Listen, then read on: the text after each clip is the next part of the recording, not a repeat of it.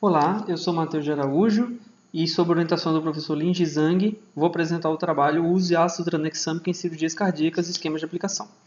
A nossa equipe é composta pelo orientador, professor Lin Zhang, e pelos pesquisadores, o médico residente Carlos Lott e pesquisadores voluntários, Nicole Lotterman, eu, Matheus de Araújo, Mike Brackman, Maria Helena Riges e Laura Fernandes. Ponto-chave. A hemostasia, que é um item essencial da cirurgia. A hemostasia é a diminuição do sangramento intra- e pós-operatório. Vários medicamentos foram e são usados ainda hoje para esse fim. Um desses medicamentos é o ácido tranexâmico, que é largamente utilizado dentro da cirurgia, por ter boas características farmacológicas e um baixo custo. Isso suscitou uma pesquisa. Mas antes de entender todo o processo de pesquisa, é interessante saber como esse ácido age. A fisiologia das vias de coagulação. Independentemente do modelo de coagulação, seja um modelo clássico ou um modelo celular, o final dessa via de coagulação é a transformação do fibrinogênio em fibrina para compor o coágulo. Para controlar o coágulo, existe a fibrinólise, que vai reduzir o coágulo para que esse coágulo não cresça indefinidamente. O coágulo vai ser degradado através da plasmina, que vai quebrar a fibrina em produtos de degradação da fibrina. O mecanismo de ação do ácido tranexâmico é a ligação do ácido tranexâmico no plasminogênio, impedindo que ele se transforme em plasmina ativada e quebre o coágulo de fibrina, fazendo com que exista um tampão hemostático para que não haja sangramento. Ele foi descrito em 1962 por dois pesquisadores japoneses e é um análogo do aminoácido lisina. No planejamento da pesquisa existe um ponto de partida, que era o uso em larga escala do uso do ácido tranexâmico. Houve um acesso à literatura, a construção do raciocínio com a pesquisa nas bases de dados, uma pesquisa aprofundada e a conclusão com os resultados preliminares.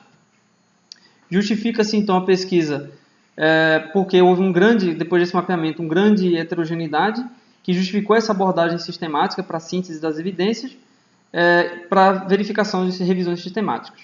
O objetivo geral, então, foi mapear revisões sistemáticas que trouxessem evidências acerca da aplicação do ácido tranexâmico, especificamente em cirurgias cardíacas, pela grande variação que existia entre os tipos de cirurgia e o grande volume de artigos.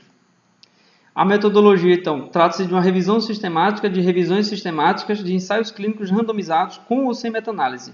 A busca foi feita em diferentes bases de dados, PubMed Central, Embase, Cochrane Database Systematic Reviews, utilizando palavra-chave tranexamic acid. A seleção de extração foi feita por dois pesquisadores de maneira independente e as divergências foram resolvidas por consenso.